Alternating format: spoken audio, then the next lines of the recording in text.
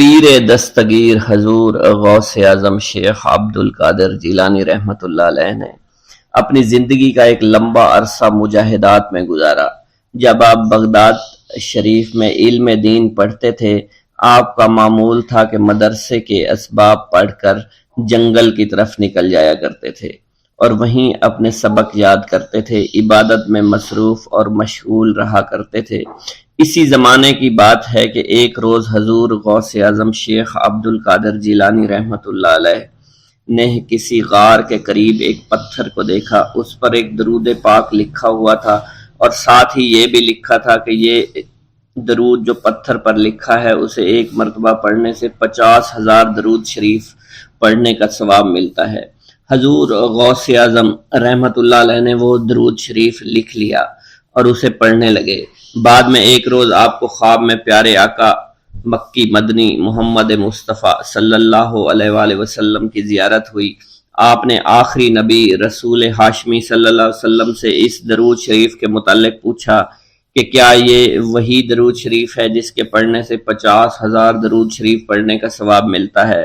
سرکار عالی وقار مکی مدنی تاجدار مدینہ صلی اللہ علیہ وآلہ وسلم نے فرمایا، اس درود شریف کے پڑھنے سے 50,000 کا نہیں بلکہ 70,000 درود شریف کا ثواب ملتا ہے۔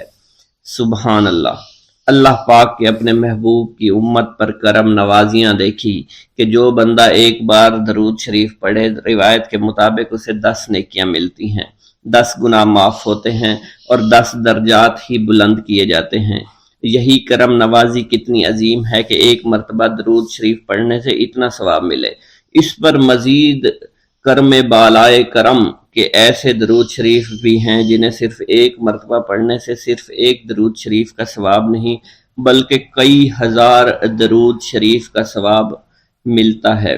حضور غوث پاک شیخ عبد القادر جیلانی نے پتھر پر لکھا ہوا جو درود شریف آپ پیارے آقا مکی مدنی محمد صلی اللہ علیہ وسلم نے خواب میں تشریف لا کر بتایا کہ اسے ایک مرتبہ پڑھنے کے 70,000 درود شریف کا ثواب ملتا ہے۔ سبحان اللہ، کاش ہم ان کرم نوازیوں کی قدر کو جان پائیں۔ ہمارے پیر غوث پاک رحمت اللہ علیہ فرماتے ہیں، اے محمد، اللہ پاک کا شکر ادا کیا کرو، پہلی امتیں جتنا عمل کرتی تھی اللہ پاک ان کی نسبت تم سے تھوڑے عمل پر ہی راضی ہو جاتا ہے۔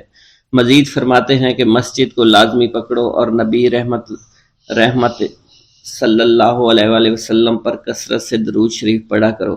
اللہ پاک ہمیں کثرت سے درود شریف پڑھنے کی توفیق عطا فرمائے۔ یہ درود شریف قادری حضرات اپنے مریدوں کو روزانہ 511 مرتبہ یا 111 مرتبہ پڑھنے کی تلقین کیا کرتے ہیں۔ یہ درود شریف رحمت خداوندی کا خزانہ ہے، لہٰذا جو شخص اس درود شریف کو روزانہ 111 مرتبہ تاحیات پڑھتا رہے گا وہ رحمت خداوندی سے مالا مال ہو جائے گا، اور جو شخص روزانہ اس درود پاک کو کم از کم ایک بار ضرور پڑھیں اس سے ہزاروں نعمتیں حاصل ہوں گی۔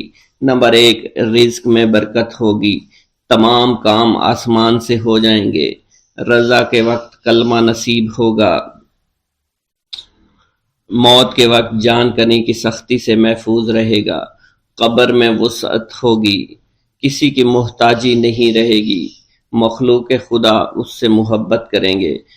ناظرین کرام، اس سے معلوم ہوا کہ اس درود پاک اور اس سے برکت حاصل کرنے کے لیے اسے روزانہ ہمیں پڑھنا چاہیے۔ اس کے علاوہ رسول اکرم صلی اللہ علیہ وسلم کے قرب اور اس کی زیارت کے لیے بھی یہ درود شریف بہت مؤثر ہے۔ مگر آپ اگر رزق کی کمی کا شکار ہیں، پریشانی اور مشکلات میں گھرے ہوئے ہیں تو اس درود کو اپنا معمول بنا لیجئے۔ تمام بھائی جو حضور غوث پاک سے عشق و محبت کرتے ہیں، حضور غوث پاک کو مانتے ہیں، وہ کمنٹ باکس میں یا غوث اعظم لکھ دیجئے۔ اللہ ہمارے رزق، مال و جان اور عزت میں برکت عطا فرمائے اور ہماری مغفرت عطا فرمائے۔ غوث اعظم کے صاحبزادے حضرت شیخ سید عبد الرحمن فرماتے ہیں کہ والد بزرگوار اپنے وعظ کے دوران الحمدللہ رب العالمین کہہ کر خاموش ہو جاتے اور دوبارہ کہہ کر سکوت فرماتے تھے اور تیسری مرتبہ کہنے کے بعد کچھ دیر توقف فرماتے، اور آپ کی محفل میں تمام اولیاء حاضر و ناظر اور خاموش ہو جایا کرتے تھے۔ پھر آپ کی محفل میں اولیاء ملائکہ ایک کثیر تعداد میں آ جاتے جو محفل کے بعد نظر نہیں آیا کرتے تھے۔ آپ اپنے خطاب کو یوں شروع فرماتے: تمام تعریفیں اللہ کے لیے ہیں، اس کی مخلوق کی تعداد اس کے عرش کے وزن کے مطابق، اور بے حد تعریفیں جس سے اس کی ذات راضی ہو جائے، اس کے کلمات کی روشنی کے مطابق، اس کے علم کے مطابق، اس کی مرضی اور منشا کے مطابق، اور اس کی مخلوق کے مطابق جسے اس نے پیدا کیا وہی عالم الغیب ہے، رحمان و رحیم ہے۔ میں گواہی دیتا ہوں اس کے سوا کوئی عبادت کے لائق ہی نہیں ہے، اور تمام کائنات اس کی تخلیق ہیں، تمام تعریفیں اسی کے لیے ہیں۔ وہ زندہ ہے، ہمیشہ زندہ رہے گا، اسے موت نہیں آتی بلکہ وہ مارتا ہے، تمام بھلائیاں اسی کے لیے ہیں، اور واحد ہے، یکتا ہے، کوئی شریک نہیں ہے، کوئی وزیر نہیں ہے۔ اس نے نہ کسی کو جنا ہے اور نہ ہی اسے کسی نے جنا ہے، وہ بلند و بالا ہے، اس جیسا کوئی نہیں۔ میں اس کی گواہی دیتا ہوں حضور نبی کریم صلی اللہ علیہ وآلہ وسلم اللہ کے رسول، اللہ کے پیغمبر ہیں، وہ تمام مخلوقات سے افضل ہیں۔ اللہ عز و جل نے ان کی ہدایت دے کر ان کو بھیجا تاکہ وہ دین اسلام کو تمام ادیان پر بلند کریں، خواہ مشرکین اس کو برا سمجھیں۔ اللہ راضی ہو خلیفہ اول حضرت سیدنا ابو بکر صدیق سے، جن کی تائید حق کے ساتھ تھی، جن کو حضور نبی کریم نے عقیق کا لقب دیا، جو پاک تھے، پاکیزہ نسل سے تعلق رکھتے تھے، جنہوں نے ہر موقع پر حضور نبی کریم صلی اللہ علیہ وسلم کی حمایت کی اور ان کی تصدیق فرمائی، اور اب بھی نبی کریم کے ہمراہ ابدی آرام فرما رہے ہیں۔ اللہ راضی ہو خلیفہ دوم حضرت سیدنا عمر فاروق رضی اللہ تعالی عنہ سے، جنہوں نے عمل کثیر کیے، جنہوں نے حق کو بلند کیا، جنہوں نے فیصلے کے لیے جن کو منتخب کیا گیا، جنہوں نے ہمیشہ حق بات کا ساتھ دیا، اور وہ بھی حضور نبی کریم صلی اللہ علیہ وسلم کے ہمراہ ابدی آرام گاہ میں آج بھی موجود ہیں۔ اللہ راضی ہو خلیفہ سوم حضرت سیدنا عثمان غنی رضی اللہ تعالی عنہ سے، جنہوں نے اپنے مال سے مسلمانوں کی امداد کی، قرآن مجید کی ترتیب و اشاعت احسن طریقے سے فرمائی، جنہوں نے امامت اور قرت سے محراب کو، ممبر کو مزین کیا، اور جو افضل الشہداء ہیں اور فرشتے بھی ان سے حیا کرتے ہیں۔ اللہ راضی ہو خلیفہ چہارم حضرت سیدنا علی المرتضیٰ سے، جو شجاعت و جواں مردی میں بے مثل ہیں، حضور نبی کریم صلی اللہ علیہ وسلم کے چچا زاد بھائی اور داماد ہیں۔ آپ دین اسلام کے امام و عالم ہیں، اور جن کے لیے حضور نبی کریم صلی اللہ علیہ وسلم نے فرمایا کہ میں تم پر فدا ہو جاؤں۔ اللہ راضی ہو حسنین کریمین حضرت سیدنا امام حسن امام حسین سے، جن کی نیکیاں تا حشر قائم رہنے والی ہیں اور جن کے مراتب بے مثل ہیں۔ اللہ نے ان کے قلوب کو نیکیوں کی جانب مائل کیا۔ اے اللہ تو ہمارے رازوں اور دلی کیفیات سے واقف ہے، ہمیں ہر عمل کرنے اور برائی سے بچنے کی توفیق عطا فرما، اور ہمیں گناہوں کی لذت سے بچا، ہمیں اپنے ما سوا سے محفوظ رکھ اور اپنی مشغولیت عطا فرما۔ بے شک اللہ کے سوا کوئی عبادت کے لائق نہیں، جو چاہتا ہے وہی ہوتا ہے، اور وہی قوی اور وہی عظیم ہے۔ اے اللہ ہمیں غفلت سے بچا اور ہمارے اوپر وہ بوجھ نہ ڈال جو تو نے پہلی امتوں پر ڈالا۔ اے ہمارے رب العالمین ہمیں معاف فرما اور ہماری مغفرت عطا فرما، کیونکہ تو ہی ہمارا رب ہے، تو ہی ہمارا مولا ہے، آمین۔ حضرت شیخ عبداللہ جبائی کا قول ہے کہ حضور سیدنا غوث اعظم رحمت اللہ علیہ نے مجھ سے ارشاد فرمایا کہ میرے نزدیک کھانا کھلانا اور حسن اخلاق افضل اور اعلیٰ ہیں۔ آپ کے پاس کبھی پیسہ نہیں ٹھہرا کرتا تھا، اگر صبح کے وقت آپ کے پاس 1000 دینار آ جاتے تو شام تک وہ غریبوں اور محتاجوں میں تقسیم ہو جایا کرتے تھے۔ حضور سیدنا غوث اعظم کی پرورش نہایت ہی بابرکت ماحول میں ہوئی۔ آپ نے ابتدا میں گوشہ نشینی اختیار کی اور خود کو دنیاوی غلاظتوں سے پاک رکھا۔ آپ نے 51 برس کی عمر میں شادی کی۔ جب آپ سے اس بارے میں دریافت کیا گیا تو آپ نے فرمایا، جب مجھے حضور نبی کریم صلی اللہ علیہ وسلم نے نکاح کی اجازت دی تو میں نے نکاح کر لیا۔ حضور سیدنا غوث اعظم نے اپنی ذات کو اللہ عز و جل کی خوشنودی کے لیے وقف کر رکھا تھا۔ آپ کی راتیں جاگ کر گزرا کرتی تھی اور ساری رات آپ مراقبہ اور مشاہدہ میں گم ہوا کرتے تھے۔ آپ کی عادت مبارکہ تھی کہ آپ سجدہ کو دراز کیا کرتے تھے اور بیٹھ کر مراقبہ فرمایا کرتے تھے۔ اسی دوران آپ کا جسم مبارک نورانی شعاؤں کے زیر اثر ہوتا اور کئی مرتبہ آپ نورانی شعاؤں میں غائب ہو جایا کرتے تھے۔ حضرت شیخ ابو عبداللہ بن حسنین بن ابی الفضل فرماتے ہیں کہ حضور سیدنا غوث اعظم کے بعض دہقانی مریدین ہر سال آپ کے لیے گیہوں بوتے تھے اور جائز طریقہ سے اسے پالتے تھے۔ پھر آپ کے بعض مریدین اسے پیستے اور آپ کے لیے ہر روز 4-5 روٹیاں پکاتے اور شام کو آپ کے پاس روٹیاں لے کر آیا کرتے تھے۔ آپ حاضرین میں ایک ایک ٹکڑا تقسیم کر دیتے اور جو بچ جاتا وہ اپنے لیے رکھ لیا کرتے تھے۔ حضرت شیخ خضر حسنی سے منقول ہے، حضور سیدنا غوث اعظم ایک شکستہ دل فقیر کو دیکھا، آپ نے اس سے اس کی کیفیت کے متعلق دریافت کیا تو اس نے کہا کہ میں آج دریا کے کنارے گیا اور ملاح سے کہا مجھے دریا کے پار لے جائے۔ اس نے انکار کر دیا۔ میں اپنے اس افلاس کے سبب پریشان اور شکستہ دل ہوں۔ ابھی اس فقیر کا کلام جاری تھا کہ ایک شخص آپ کی خدمت میں حاضر ہوا اور 30 دینار آپ کی خدمت میں پیش کیے۔ آپ نے وہ دینار اس فقیر کو دے دیے اور فرمایا کہ اس ملاح سے کہنا کہ کسی فقیر کا سوال رد نہ کیا کرے۔ حضرت شیخ معمر ابو المظفر فرماتے ہیں میں نے حضور سیدنا غوث اعظم سے زیادہ کسی کو درگزر فرمانے والا آج تک نہیں دیکھا۔ آپ کی عطا کا یہ علم تھا، ایک محفل میں 400 لوگوں کو ولایت کے مقام اعلیٰ تک پہنچا دیا کرتے تھے، بھوکوں کو کھانا کھلانا، بیواؤں کی حاجت روائی کرنا آپ کا معمول تھا۔ جب کسی بیمار کے متعلق سنتے تو فوراً اس کی عیادت کے لیے تشریف لے جایا کرتے تھے۔ فقراء کو آپ رحمت اللہ علیہ کے در سے بغیر سوال کیے عطا ہو جایا کرتا تھا۔ حضور سیدنا غوث اعظم نے فرمایا کہ مخلوق سے کنارہ کشی سے پہلے علم حاصل کرو، کیونکہ جو شخص علم کے بغیر عبادت کرتا ہے وہ اصلاح سے زیادہ فساد میں مبتلا ہو جاتا ہے۔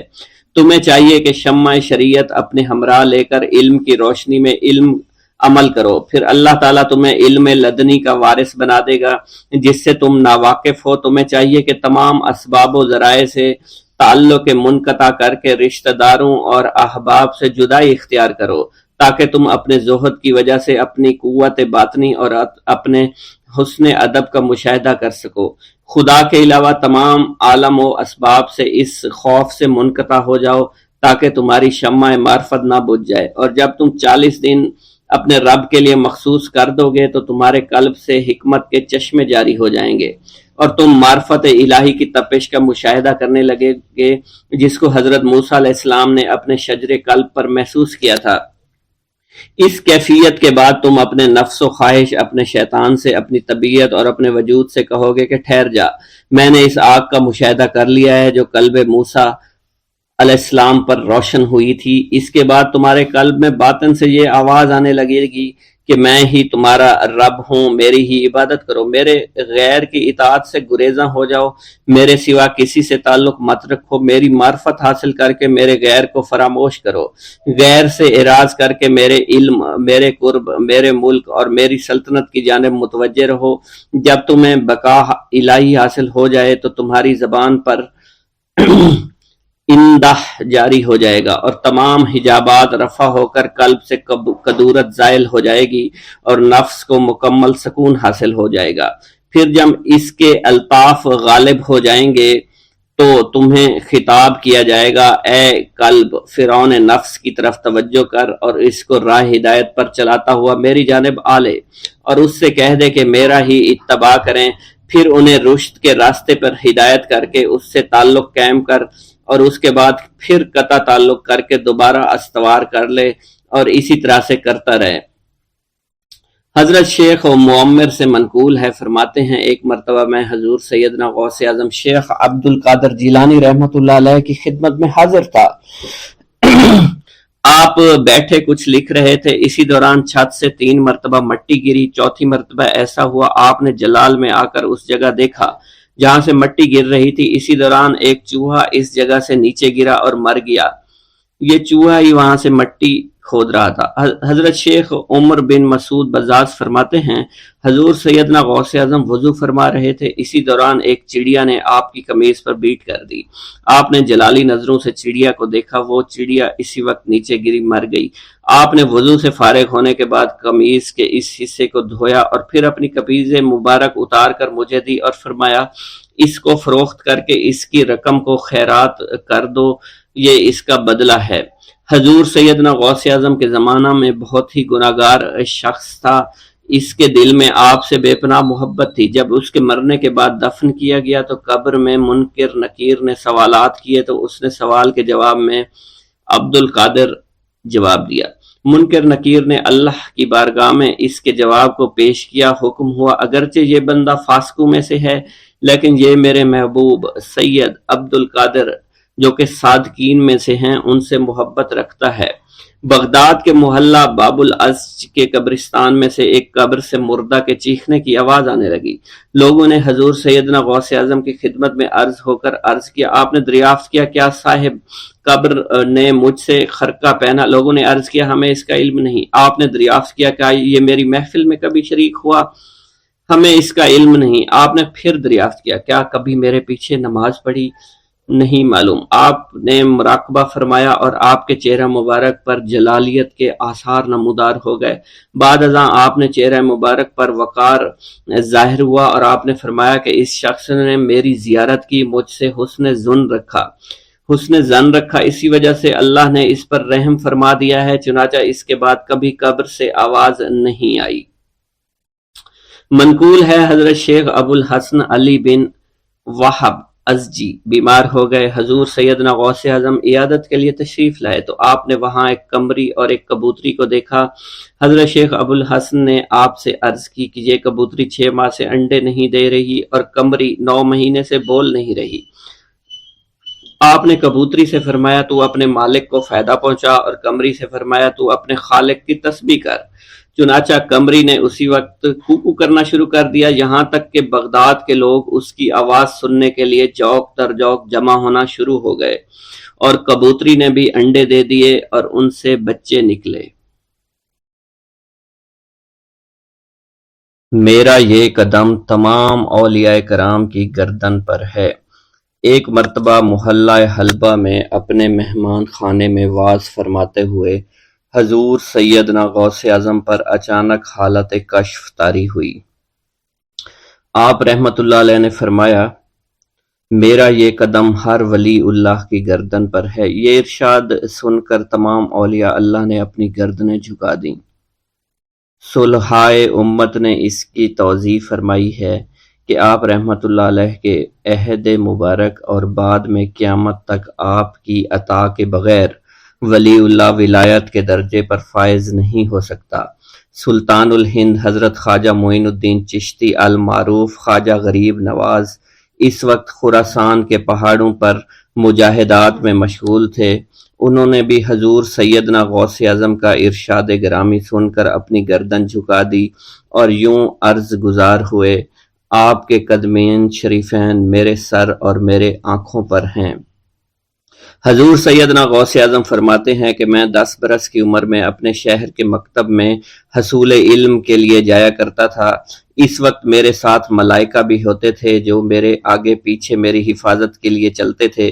جب میں مدرسہ پہنچتا تو یہ منادی کرتے تھے اللہ کے ولی کے لیے جگہ خالی کر دو، چنانچہ وہ میرے لیے جگہ خالی کر دیتے تھے۔ ایک مرتبہ میں نے ایک ایسے شخص کو دیکھا جس نے فرشتوں کی آواز سن کر کہا جس میں کوئی مزاحمت نہ ہوگی کہ یہ ایک نہایت معزز گھرانے کا فرد ہے اور عن قریب اس کو وہ عظمت حاصل ہوگی جس میں کوئی مزاحمت نہ ہوگی اور اس کو ایسا قرب نصیب ہوگا کہ اس کو کوئی فریب نہ دے سکے گا۔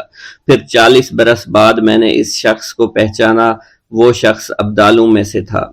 حضرت شیخ ابو سعود احمد بن بکر حریمی سے مروی ہے کہ حضور سیدنا غوث اعظم نے فرمایا کہ میں 55 سال تک تنہا عراق کے بیابانوں میں پھرتا رہا، میں لوگوں کو نہ جانتا، لوگ مجھے نہ جانتے۔ اسی دوران میرے پاس رجال الغیب اور جنات تشریف لاتے جنہیں میں طریقت اور اصول کی تعلیم دیتا تھا۔ ابتدا میں جب میں عراق میں داخل ہوا تو حضرت خضر میرے ہم سفر بنے اور بعد میں اس وقت ان کو پہچانتا نہ تھا، اور اس کے ساتھ میرا معاہدہ ہوا کہ میں ان کے کسی حکم کی خلاف ورزی نہیں کروں گا۔ ایک مرتبہ انہوں نے مجھے ایک جگہ بیٹھنے کا حکم دیا اور میں اس جگہ 3 سال تک بیٹھا رہا۔ سال میں ایک مرتبہ حضرت خضر میرے پاس تشریف لاتے، فرماتے کہ یہی تیرا مقام ہے جہاں تجھے پہنچایا گیا ہے۔ اس عرصہ کے دوران تمام نفسانی خواہشات مجھ پر انسانی شکل میں وارد ہوئیں، لیکن اللہ عز و جل نے مجھے ہر موقع پر استقامت عطا فرمائی اور مجھے ان خرافات سے بچائے رکھا۔ ابتدا میں میرا نفس مجاہدہ کا کوئی طریقہ اختیار کرتا تو میں اس پر قائم ہو جاتا اور کسی چیز کو قبول نہ کرتا تھا۔ ایک طویل مدت تک اپنا گلا گھونٹتے ہوئے میں مدائن کے جنگلوں میں مجاہدات میں مشغول رہا۔ حضور سیدنا غوث اعظم فرماتے ہیں کہ میں نے اپنے نفس کو مختلف مجاہدوں، مختلف ریاضتوں اور مختلف مشقتوں میں ڈالے رکھا۔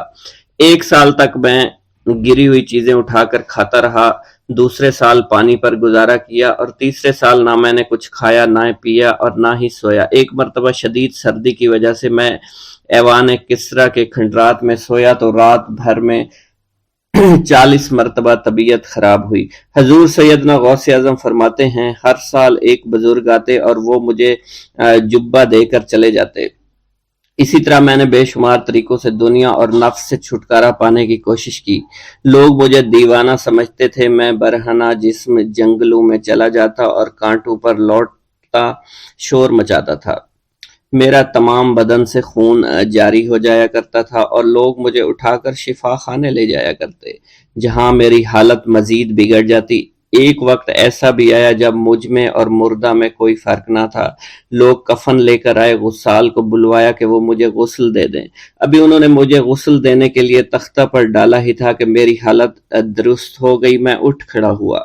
طریقت کی ان پرخطر راہوں میں نہ تو میں کبھی خوف زدہ ہوا اور نہ کبھی میرا نفس مجھ پر غلبہ پا سکا اور نہ ہی دنیا کی آرائش مجھے حیران کر سکی۔ حضور سیدنا غوث اعظم فرماتے ہیں شیطان نے میرے گرد بے شمار جال بچھائے۔ جب میں نے اس سے کہا کہ یہ کیا ہے تو اس نے کہا یہ دنیاوی چیزیں ہیں اور میں ان جالوں سے تم جیسوں کو شکار کرتا ہوں۔ میں نے 1 سال تک شیطان کا مقابلہ کیا، اس کے بچھائے ہوئے تمام جالوں کو ختم کر دیا۔ اس کے بعد میرے سینے کو کھول دیا گیا اور مجھ پر بے شمار خلائق ظاہر ہوئے۔ حضور سیدنا غوث اعظم فرماتے ہیں میں نے دریافت کیا کہ یہ علائق کیسے ہیں؟ جواب ملا کہ یہ خلق کے اسباب ہیں جو تم سے ملے ہوئے ہیں۔ میں سال بھر ان کی جانب متوجہ رہا، یہاں تک کہ وہ مجھ سے جدا ہو گئے۔ جب مجھ پر میرا باطن ظاہر کیا گیا تو میں نے اپنے قلب کو بہت سے علائق سے ملوث پایا۔ میں نے دریافت کیا کہ یہ علائق کیا ہیں؟ جواب ملا یہ تمہارے ارادے، تمہارے اختیارات ہیں۔ چنانچہ 1 سال تک ان کی جانب متوجہ رہا کہ وہ مجھ سے دور ہو گئے۔ میرا قلب ان تمام غلاظتوں سے نجات پا گیا۔ پھر مجھ پر میرے نفس کو ظاہر کیا گیا، میں نے اس کا مشاہدہ کیا، مجھے معلوم ہوا اس کے ساتھ کچھ امراض اور بھی ہیں اور نفس کی خواہشات زندہ ہیں، نفس کا شیطان سرکش ہے۔ چنانچہ میں نے سال بھر پھر توجہ دلائی اور میرے نفس کے تمام امراض سرے سے ہی ختم ہو گئے اور اس کے شیطان نے کلمہ پڑھ لیا اور پھر میرے تمام امور اللہ کے لیے ہو گئے اور میں اپنی ہستی سے باہر نکل آیا۔ حضور سیدنا غوث اعظم فرماتے ہیں پھر میں توکل کے دروازے پر آیا تاکہ میرا مقصد پورا ہو، لیکن جب میں نے توکل کے دروازے پر پہنچا تو بے شمار لوگ موجود تھے۔ میں اس ہجوم کو چیرتا ہوا آگے بڑھا اور شکر کے دروازے پر پہنچ گیا، یہاں پر بھی لوگوں کا جمع غفیر موجود تھا، اسے بھی چیرتا ہوا آگے بڑھا اور مشاہدہ کے دروازے پر پہنچ گیا اور یہاں پر موجود ہجوم کو چیرتا ہوا اندر داخل ہوا، حتیٰ کہ سب سے آخر میں مجھے فقر کے دروازے پر لایا گیا۔ فقر کا دروازہ خالی تھا۔ جب اس دروازہ میں داخل ہوا تو دیکھا جن جن چیزوں کو میں نے ترک کیا تھا وہ سب یہاں موجود تھیں۔ یہاں مجھے ایک بہت بڑے روحانی خزانے کی فتوحات سے نوازا گیا اور میرے لیے تمام دنیا کے خزانے کھول دیے گئے۔ مجھے روحانی عزت، دائمی فنا اور خالص آزادی عطا فرمائی گئی۔ میری تمام چیزیں جو میری ہستی اور میری صفات سب معدوم ہو گئیں اور میری ہستی کی جگہ کسی اور نے لے لی۔ حضرت شیخ ابو سعید مخزومی نے حضور سیدنا غوث اعظم کو خرقہ خلافت سے نوازا اور فرمایا اے عبد القادر، یہ وہ خرقہ ہے جو حضور نبی کریم صلی اللہ علیہ وسلم نے حضرت سیدنا علی المرتضیٰ کو عطا فرمایا، اور حضرت سیدنا علی المرتضیٰ نے یہ خرقہ حضرت خواجہ حسن بصری کو عطا فرمایا تھا، جس سے ہوتا ہوا یہ خرقہ مجھ تک پہنچا، اور یہ تمہاری امانت تھی جو میں نے تم تک آج پہنچا دی ہے۔ حضور سیدنا غوث اعظم نے جب خرقہ مبارک کو زیب تن کیا تو آپ پر بے شمار انوار و تجلیات کی بارش ہونا شروع ہو گئی۔ حضور سیدنا غوث اعظم نے حضرت شیخ ابو سعید مخزومی کے مدرسہ میں تدریسی فرائض سر انجام دینا شروع کر دیے۔ آپ کے لیے فی الحال تدریسی مصروفیات کے علاوہ کوئی کام نہ تھا۔ آپ کی شبانہ روز کی محنت سے آپ کے نام کا شعرہ کچھ ہی دنوں میں سارے بغداد میں پھیل گیا۔ طلبہ دور دراز کے علاقوں سے علم کے حصول کے لیے آنے لگے۔ طلبہ کی تعداد جب مزید بڑھنا شروع ہو گئی تو ارد گرد کے کئی مکانات کو خرید کر مدرسہ میں داخل کر لیا گیا۔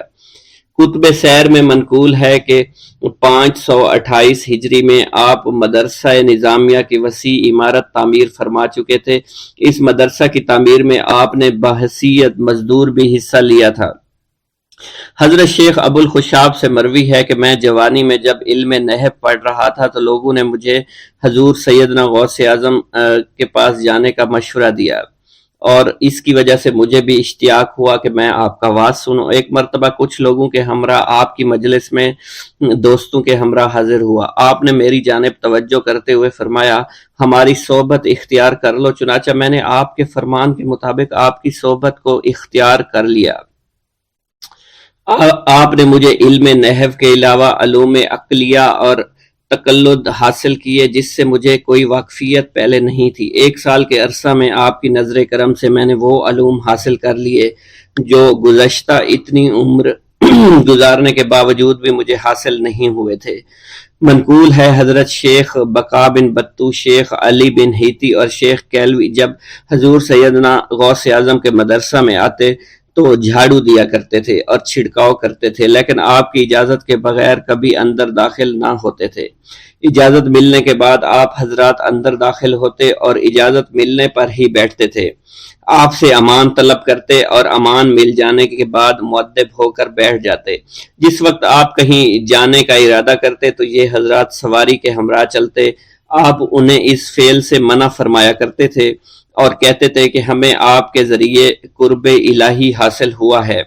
حضرت شیخ محمد قائل الادنیٰ سے مروی ہے کہ ایک مرتبہ حضور سیدنا غوث اعظم سے دریافت کیا گیا کہ آپ کی بزرگی اور عظمت کا راز کیا ہے۔ آپ نے فرمایا کہ میں کبھی جھوٹ نہیں بولتا اور کبھی کسی سے کذب بیانی نہیں کرتا۔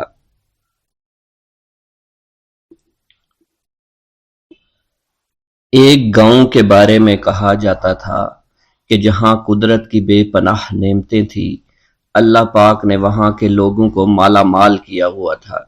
ایسی نعمتیں کہ جن نعمتوں کو دیکھ کر انسان اکثر مغرور ہو جایا کرتے ہیں، مگر وہاں پر کچھ مسلمان تھے، اور سب سے بڑی اور بری بات یہ تھی کہ وہاں کے تمام لوگ کافر تھے۔ وہ کفار اپنی دولت پر بہت فخر کیا کرتے تھے، کیونکہ ان میں ہر ایک انسان بہت دولت مند تھا۔ ہر ایک کے پاس بے بہا پیسے تھے، کسی کو پیسوں کی کمی نہیں تھی۔ وہاں کے سردار کی ایک اکلوتی بیٹی تھی جس کو سردار بے پناہ پیار کرتا تھا۔ اس سردار کی بیٹی بے پناہ مغرور، ظالم، گھمنڈی تھی۔ وہاں پر غریب لوگ صرف مسلمان ہی تھے، تمام کافر ایک دوسرے کی مدد کیا کرتے تھے، لیکن مسلمانوں کی مدد کرنے والا وہاں پر کوئی نہ تھا۔ وہاں پر انہیں کوئی دیکھنے والا نہ تھا۔ سردار کی بیٹی کو کالے جادو میں خوب مہارت حاصل تھی، اور وہ جادو کی وجہ سے وہاں پر رہنے والے غریبوں پر بہت ظلم کیا کرتی تھی۔ تمام مسلمان اس سے بے حد پریشان تھے، اور وہ لوگوں کو غلام بناتی اور مزدور بناتی تھی۔ اگر ان میں کوئی اس کی بات نہ مانتا تو اس کو قیدی بنا کر اپنے اشاروں پر نچایا کرتی تھی۔ اس بستی میں چونکہ اکا دکا مسلمان تھے جن کا کوئی پرسان حال نہیں تھا، کوئی بھی ان کو بچانے والا نہیں تھا۔ جب وہ سردار کی بیٹی کے ظلم حد سے بڑھ گئے تو مسلمانوں میں سے ایک بوڑھے شخص نے اللہ کے حضور گڑ گڑا کر دعائیں کی، اے اللہ، ہمارے چند نسلیں جو یہاں پر بچی ہوئی ہیں، ان نسلوں کو تو بچا لے۔ یہ سردار کی بیٹی جس نے ہمارا جینا دشوار کر رکھا ہے، یہاں کوئی بھی انسان ہمارا حال نہیں پوچھتا، اور نہ ہی ہمارے پاس مال و دولت ہے اور نہ ہی ہمارے پاس جسمانی طاقت بچی ہے۔ یا اللہ ہمارے لیے کوئی ایسا بندہ بھیج جو نہ صرف طاقتور ہو بلکہ اس جادوگرنی یعنی سردار کی بیٹی کو بھی ہرا سکے۔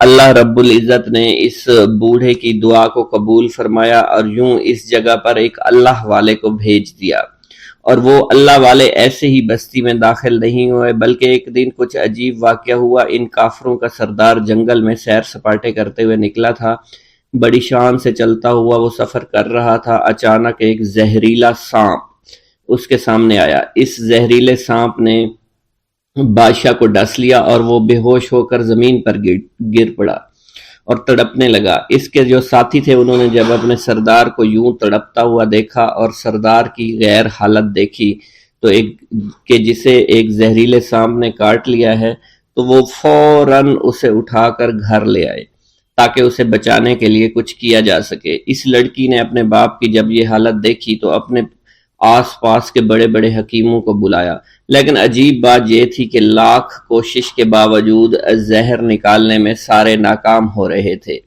اور زہر تیزی کے ساتھ اس کے جسم میں پھیلتا چلا جا رہا تھا۔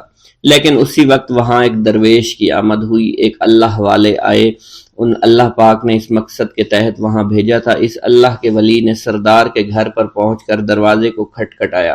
نوکروں نے پوچھا کون ہو، کس سے ملنا ہے؟ اس نے کہا میں نے سنا ہے کہ یہاں کے سردار کو سانپ نے ڈس لیا ہے۔ نوکر کہنے لگے کہ تمہیں کیسے پتا چلا کہ یہاں کے سردار کو سانپ نے ڈس لیا ہے؟ تم تو ہمیں اجنبی لگتے ہو، ہم نے تمہیں آج تک یہاں نہیں دیکھا ہے۔ اس نے کہا میں مسافر ہوں اور مجھے خبر ملی ہے کہ یہاں کے سردار کو ایک زہریلے سانپ نے ڈس لیا ہے اور کوئی بھی اس کا علاج نہیں کر پا رہا۔ نوکروں نے کہا تم کون ہو؟ اللہ والے نے کہا میں حکیم ہوں اور میں ان کے علاج کی غرض سے یہاں آیا ہوں۔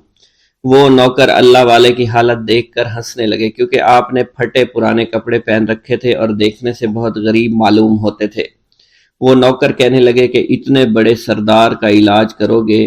ارے یہاں تو اس کے پاس بڑے بڑے حکیم بلائے گئے ہیں، ہمارے سردار کے پاس پیسوں کی کوئی کمی نہیں ہے، اور وہ تم جیسے غریب سے بھلا کیوں علاج کروائیں گے؟ درویش نے کہا اگر تم چاہتے ہو تمہارے سردار کی جان بچ جائے پھر مجھے اندر جانے دو۔ غلام کہنے لگا ٹھیک ہے ہم اندر جا کر اجازت لے کر آتے ہیں۔ نوکر اندر گئے، سردار کی بیٹی سے کہا ایک غریب آیا ہے، کپڑوں سے فقیر معلوم ہوتا ہے لیکن کہتا ہے میں سردار کا علاج کر سکتا ہوں اور میں سردار کا علاج کروں گا۔ جو زہر تیزی کے ساتھ جسم میں پھیل رہا ہے میں اس کو باہر نکال پھینک کروں گا۔ اس کی بیٹی کہنے لگی ٹھیک ہے بلا لو۔ جب وہ اللہ والے اس کے گھر کے اندر گئے تو دیکھا سردار تڑپ رہا تھا، ٹانگ کو بار بار بستر پر پٹخ رہا تھا۔ اللہ والے نے اس کے پیر کی طرف دیکھا جہاں سانپ نے اس کو کاٹا تھا، اسی جگہ اللہ والے نے تھوک دیا، فوراً وہاں سے بھاگ گئے۔ اس کے سارے سپاہی اس کی بیٹی دیکھ کر حیران رہ گئے کہ یہ بھلا کون سا دیوانہ ہے، کمرے میں آیا علاج کی بجائے اسی جگہ پر تھوک دیا جہاں صرف کاٹا تھا اور بھاگ بھی گیا، اس کو کوئی گرفتار نہیں کر سکا۔ سردار کی بیٹی غصے میں تل ملا اٹھی کہ اس نے جو گستاخی کی ہے اس کی کوئی بات نہیں، تھوک کو میں صاف کروا دوں گی مگر اس کو تو میں ابھی گرفتار کرواتی ہوں۔ اور اس نے اپنے سردار کے ایک نوکر سے کہا کہ اس تھوک کو صاف کرو۔ اس نوکر نے تھوک کو صاف کرنے کی بجائے اس کو اچھی طرح سے ٹانگ پر مل دیا۔ لڑکی نے کہا کیا کر رہے ہو؟ اس فقیر نے میرے باپ کی ٹانگ پر تھوک دیا، اب اس تھوک کو تم مل رہے ہو؟ حکیم نے اپنے ہاتھ کے اشارے سے سردار کے بیٹے کو روک دیا۔ جیسے اس تھوک کو سردار کی ٹانگ پر ملا گیا فوراً سارا زہر ختم ہو گیا۔ جو ٹانگ کٹنے کے قابل تھی وہ ٹانگ بالکل ٹھیک ہو چکی تھی، جو نیلی پڑ چکی تھی اب اصلی حالت میں آہستہ آہستہ واپس آ رہی تھی، اور جب وہ قبیلے کا سردار بالکل ٹھیک ہو گیا، ہوش میں آ گیا تو حیران رہ گیا۔ اسے بتایا کہ فقیر بابا کے تھوک کی وجہ سے آپ ٹھیک ہوئے ہیں۔ اس نے کہا وہ بزرگ تو ہمارے لیے مسیحا ہے، تم لوگوں نے انہیں جانے کیوں دیا؟ انہیں میرے پاس لے کر آؤ، انہوں نے ہم پر بہت بڑا احسان کیا ہے، ہم اس کے احسان کا بدلہ ضرور چکائیں گے۔ اس کی بیٹی جو خاموشی سے باپ کو دیکھ رہی تھی اس نے کچھ بھی نہ کہا۔ گاؤں کے سردار کے کہنے پر سارے سپاہی اللہ والے کو ڈھونڈنے کے لیے نکل گئے۔ وہ چاروں طرف پھیل گئے لیکن کہیں بھی اللہ والے کا پتہ نہیں چل رہا تھا۔ پھر جب سپاہی تلاش کرتے کرتے جنگل میں داخل ہوئے، وہاں ایک درخت کے نیچے ایک آدمی کو عبادت کرتے ہوئے دیکھا۔ وہ غور سے اس کو دیکھ رہے تھے اور کہہ رہے تھے، یہ کس طرح کی عبادت کر رہے ہیں؟ ہم لوگ تو اپنے بتوں کے آگے ہاتھ جوڑتے ہیں، یہ نہ جانے کس کو سجدہ کر رہے ہیں۔ خیر، عبادت کے فوراً بعد اللہ والے کو پکڑ لیا، گاؤں کے سردار کے سامنے پیش کیا۔ وہ کہنے لگا، آپ کون ہیں اور کہاں سے آئے ہیں؟ سب سے پہلے تو میں گستاخی کی معافی چاہتا ہوں، میرے لوگوں نے آپ کے ساتھ بڑی بدتمیزی کی، لیکن آپ کی وجہ سے آج میں زندہ ہوں۔ ہم گناہ گاروں کی وجہ سے آپ جیسے لوگوں کو بہت تکلیف ہوئی ہے، اس لیے میں معذرت چاہتا ہوں۔ آپ سے درخواست کرتا ہوں کہ آپ میری طرف سے یہ قیمتی لباس یعنی کپڑے اور عربی گھوڑا قبول کیجئے۔ اللہ والوں نے اس کی طرف مسکرا کر دیکھا اور کہا، یہ گھوڑا، یہ لباس بہت قیمتی ہے، مگر یہ لباس پہن کر اس گھوڑے کے لیے گھاس کاٹوں گا تو کیا اچھا لگوں گا؟ سردار نے کہا، فکر نہ کریں، گھوڑے کے ساتھ ساتھ ہم آپ کو نوکر بھی دیں گے۔ اللہ والے نے کہا کہ اتنی مال و دولت اور نوکروں کے ساتھ میں اکیلا رہوں گا؟ گاؤں کا سردار بولا، حضور آپ کی یہ بات سن کر میں سوچ میں گم ہو گیا ہوں، لیکن یہ میری بیٹی آپ کے سامنے حاضر ہے۔ بیٹی حیرت سے اپنے باپ کو دیکھ رہی تھی کہ میرا باپ اب کیا کہنے والا ہے۔ سردار نے کہا، میری بیٹی جسے آپ نے دیکھ لیا ہے، اس کی شادی میں آپ سے کر دوں گا، مگر ایک شرط ہے کہ آپ کو اپنے مذہب کو چھوڑنا پڑے گا۔ میرے سپاہیوں نے آپ کو عبادت کرتے ہوئے دیکھا ہے، جہاں تک ہمارے معمولات ہیں ہم بتوں کے آگے سجدہ کرتے ہیں اور ان کی عبادت کرتے ہیں، اور آپ جس کے آگے سجدہ کرتے ہیں وہ اللہ ہے، یعنی آپ مسلمان ہیں، اس لیے آپ کو اپنا مذہب چھوڑنا پڑے گا۔ کیا آپ ایسا کر سکتے ہیں؟ اللہ والے نے کہا کہ مجھے ایک بات بتائیے، آپ سب کچھ دیکھ رہے ہیں، آپ نے مجھے یہ بھی دعا دی کہ میری اولادیں ہوں اور آپ کی نسل آپ کی بیٹی سے چلے گی۔ مجھے ایک بات بتائیں، اگر ان بچوں میں سے کسی بچے کو خدا نہ خواستہ کچھ ہو گیا تو کس کو رونا پڑے گا؟ سردار نے جواب دیا، اگر خدا نہ خواستہ کچھ ایسا ہوا تو رونا مجھ کو ہی پڑے گا۔ اللہ والا نے مسکرا کر کہا، اگر یہ سارا مال لے کر مجھے رونا ہی پڑا تو آپ اپنا گھوڑا، اپنی دولت، اپنی بیٹی، ہر چیز اپنے پاس رکھ لو۔ میں خوش ہوں، میں مسلمان ہوں، میں ٹھیک ہوں۔ اگر یہ تمام چیزیں لے کر مجھے اپنا محلہ چھوڑنا پڑے تو میں اپنی جان دے کر بھی اپنے مذہب کو نہیں چھوڑوں گا۔ جس طرح آپ نے مجھے نوازا ہے، میں اسی رب کے دین کو چھوڑ کر چلا جاؤں گا۔ صرف چند پیسوں کی خاطر میں ہر دن پیسہ نہیں کر سکتا، اور اپنی درویشی میں بہت خوش ہوں۔ اللہ نے مجھے جس مقصد کے لیے بھیجا تھا وہ میرا مقصد پورا ہو جائے گا۔ گاؤں کے سردار نے پوچھا، یہ کہہ کر وہ اللہ والے جانے لگے تو سردار نے درویش کو رک جانے کا کہا اور کہنے لگے، میں نے مال دے کر تمہیں آزمایا اور تمہیں پرکھا، لیکن تم اپنے مذہب کو چھوڑنے پر راضی نہیں ہو۔ اگر تم یہی سب کرنے آئے تھے تو تمہیں اس بات کا ڈر نہیں؟ کیا تم نہیں جانتے ہم کتنے طاقتور ہیں، اور میری بیٹی اپنے عمل میں اتنی ماہر ہے کہ تمہیں یہاں کھڑے کھڑے ابھی جنگلی جانور بنا سکتی ہے۔ اللہ والے نے کہا کہ اس نے جنگلی جانور کمزور لوگوں کو بنایا ہوگا، یہ مجھے جانور بنا کر تو دکھائے۔ اس سے پہلے کہ گاؤں کا سردار اپنی بیٹی سے کچھ کہتا کہ اس پر وار کرو، اللہ والے نے جادوگرنی پر ایسی پھونک ماری کہ وہ اسی وقت ایک بہت بڑی چھپکلی بن گئی۔ وہ کچھ بھی نہیں کر پا رہی تھی، وہ چھپکلی اتنی بڑی تھی کہ وہاں پر جتنے بھی انسان کھڑے تھے ان سب میں سب سے زیادہ اونچا اس کا قد تھا۔ وہ چھپکلی اللہ والے کے پاس آئی، اپنا زہر اس پر اگلنا چاہتی تھی کہ اسی وقت اس نے اس کے منہ پر تھوک دیا۔ تھوکنے کی دیر تھی، وہ چھپکلی جلنے لگی اور جس سے گرمی کی وجہ سے اس کا چہرہ پگھل رہا تھا، اس کا چہرہ جل کر کالا ہو چکا تھا۔ وہ مرنے والی تھی کہ سردار دوڑتا ہوا قدموں میں آ کر گر پڑا اور معافی مانگنے لگا اور کہنے لگا، حضور اس گستاخی کے لیے میں معذرت خواہ ہوں، آپ مجھے معاف کر دو، میں نے سچ میں آپ کو بہت کمزور سمجھا تھا، آپ کو آپ کا مذہب سے ہٹانا چاہا تھا۔ اگر میری بیٹی ٹھیک ہو جائے تو میں سچ کہتا ہوں یہاں پر جتنے لوگ ہیں ہم پوری کی پوری بستی مسلمان ہو جائیں گے۔ اللہ والے نے کہا کہ ہم تمہیں اپنے دین میں شامل کرنے کے لیے یہ سب نہیں کر رہے، بلکہ تم لوگ مسلمان بھائیوں پر جو ظلم کرتے ہو وہ ظلم کو ختم کرنے کے لیے ہم یہاں آئے ہیں۔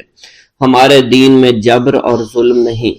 اگر تمہارے بیٹی سے انسان بن کر سدھر جاتی ہے تو اس کو اس کی اصلی حالت میں لانے کے لیے میں خود کو اللہ کی بارگاہ میں پیش کروں گا اور دعا کروں گا۔ سردار کہنے لگا کہ ہاں میری بیٹی اصلی حالت میں اگر آ جائے تو پھر ہم کسی پر ظلم و ستم نہیں کریں گے، اور میں دل سے اپنی بیٹی کے لیے معافی چاہتا ہوں۔ آج سے یہ کوئی بھی جادو ٹونا اور مسلمانوں کو تنگ نہیں کرے گی، اور نہ ہی کسی مسلمان پر یہ ظلم اور جبر کرے گی۔ بس آپ اسے دوبارہ سے انسان بنا دے۔ اللہ والا نے چھپکلی پر دوبارہ سے پھونک ماری تو پھر سے انسان بن گئی، اور اللہ والے کے قدموں سے وہ لپٹ گئی، کہنے لگی مجھے معاف کر دیجئے، مجھے معاف کر دیجئے، میں نے اپنے آپ کو بہت طاقتور سمجھا۔ اس لڑکی کا آدھا چہرہ جل چکا تھا اور کالا ہو چکا تھا۔ وہ کہنے لگی کہ آج اپنے باپ کے ساتھ میں آپ کے دست مبارک پر مسلمان ہونا چاہتی ہوں۔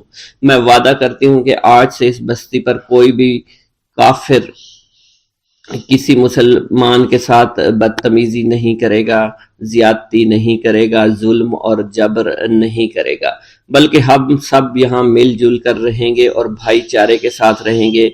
ہم سب مسلمان ہو جائیں گے، اور پھر یوں اللہ والے کے ہاتھوں پوری بستی کا سردار اور اس کی بیٹی نے اسلام قبول کر لیا، اور سردار نے اللہ والے سے اپنی بیٹی کا نکاح کر دیا، اور پھر اس بستی میں ہمیشہ کے لیے امن و امان قائم ہو گیا۔ بسم اللہ الرحمن الرحیم۔ السلام علیکم۔ حضور سیدنا غوث اعظم فرماتے ہیں، میں 10 برس کی عمر میں اپنے شہر کے مکتب میں حصول علم کے لیے جایا کرتا تھا۔ اس وقت میرے ساتھ ملائکہ بھی ہوتے تھے جو میرے آگے پیچھے میری حفاظت کی غرض سے چلتے تھے۔ جب میں مدرسہ پہنچتا تھا تو وہ بار بار منادی کرتے تھے، اللہ کے ولی کے لیے جگہ خالی کر دو۔ چنانچہ وہ میرے لیے جگہ خالی کر دیتے تھے۔ ایک مرتبہ میں نے ایک ایسے شخص کو دیکھا جس نے فرشتوں کی آواز سن کر کہا کہ یہ نہایت معزز گھرانے کا فرد ہے، اور ان قریب اس کو وہ عظمت اور بزرگی حاصل ہوگی جس میں کوئی مزاحمت نہ ہوگی۔ اس کو ایسا قرب نصیب ہوگا کہ اس کو کوئی فریب نہ دے سکے گا۔ پھر 40 برس بعد میں نے اس شخص کو پہچانا۔ وہ شخص ابدالوں میں سے تھا۔ حضرت شیخ ابو سعود احمد بن ابی بکر سے مروی ہے، حضور سیدنا غوث اعظم نے فرمایا، میں 25 سال تک تنہا عراق کے بیابانوں میں پھرتا رہا۔ میں لوگوں کو نہ جانتا تھا، لوگ مجھے نہیں جانتے تھے۔ اسی دوران میرے پاس رجال الغیب اور جنات تشریف لائے جنہیں میں طریقت اور رسول اللہ کی تعلیم دیا کرتا تھا۔ ابتدا میں جب میں عراق میں داخل ہوا تو حضرت خضر میرے ہم سفر تھے اور میں انہیں اس وقت سے پہچانتا نہیں تھا۔ ان کے ساتھ میرا معاہدہ ہوا کہ میں ان کے کسی حکم کی خلاف ورزی نہیں کروں گا۔ ایک مرتبہ انہوں نے مجھے ایک جگہ بیٹھنے کا حکم دیا، میں اسی جگہ 3 سال بیٹھا رہا۔ سال میں ایک مرتبہ حضرت خضر میرے پاس تشریف لاتے اور فرماتے، یہی تیرا مقام ہے جہاں تجھے پہنچایا گیا ہے۔ اس عرصہ کے دوران تمام نفسانی خواہشات مجھ پر انسانی شکل میں وارد ہوئیں، لیکن اللہ نے مجھے ہر موقع پر استقامت عطا فرمائی اور مجھے ان خرافات سے بچائے رکھا۔ ابتدا میں میرا نفس مجاہدہ کا کوئی طریقہ اختیار کرتا تو میں اس پر قائم ہو جایا کرتا تھا اور کسی چیز کو قبول نہیں کرتا تھا۔ ایک طویل مدت تک اپنا گلا گھونٹتے ہوئے میں نے مدائن کے جنگلوں میں مجاہدات میں مشغول رہا۔